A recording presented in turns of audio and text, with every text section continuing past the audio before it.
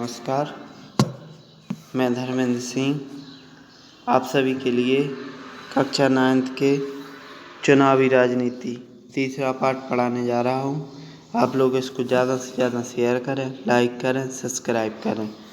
तो इसमें सबसे पहले लोकतंत्र में जनमत की बहुत अहम भूमिका होती है। इसके आधार पर सरकारों का गठन होता है। फिर है भारत में जनता प्रत्येक 5 वर्ष में अपना प्रतिनिधि चुनती है जो नीति निर्माण का कार्य करते हैं। तो भारत में कितने वर्ष के लिए होता है किसी का चुनाव? 5 वर्ष के लिए। तो सब है प्रधानमंत्री के अलावा, इसके अलावा प्रधानमंत्री है, मुख्यमंत्री है, इन सब के सांसद, विधायक, इन सब का चुनाव 5 वर्ष के लिए होता है। प्रधान है, जिला पंचायत सदस्य है, सबका चुनाव कितने वर्ष के लिए होता है? 5 वर्ष।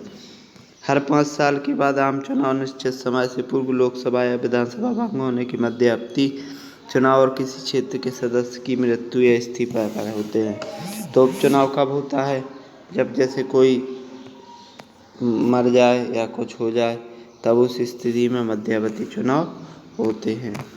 फिर है खाली सीट के लिए उपचुनाव होता है। जो सीट खाली हो जाती है, कोई मर गया या किसी तरह से इस्तीफा दे दिया तो उस पर उपचुनाव होता है।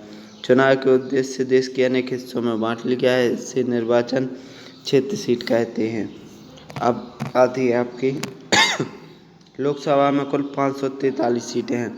अधिकतम संख्या है 552, लेकिन वर्तमान में कितनी है? 543, जिसमें अनुसूचित जातियों के लिए 79 और जनजातियों के लिए 41 सीटें आरक्षित हैं। जो अनुसूचित जाति के लोग हैं उनके लिए 79 और जनजातियों के लिए 41 सीटें आरक्षित हैं।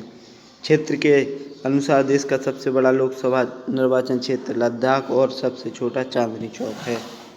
सबसे बड़ा लद्दाख और दिल्ली का चांदनी चौक सबसे छोटा। मतदान की योग्यता रखने वाले लोगों को सूची को मतदाता सूची या वोटर लिस्ट कहते हैं। इंग्लिश में वोटर लिस्ट, हिंदी में मतदाता सूची।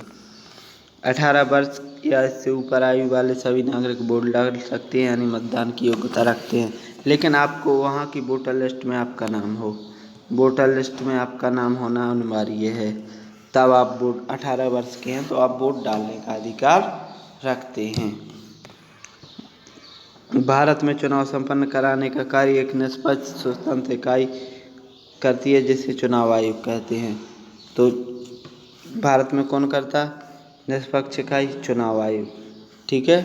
फिर चुनावी नारे, गरीबी हटाओ इंदिरा गांधी ने दिया था। लोकतंत्र बचाओ जनता पार्टी ने दिया था। जमीन जाने वाली है बालों को वामपंथी दल, तेलुगु स्वाभिमान तेलुगु देशम, और जैसे अभी नरेंद्र मोदी ने दिया था नारा, मैं देश नहीं बिकने दूंगा। तो इस तरह से झूठे नारे दे जाते हैं और 5 साल कुछ नहीं करते। तो इस तरह से आपका एक अध्याय कंप्लीट हुआ। नमस्कार।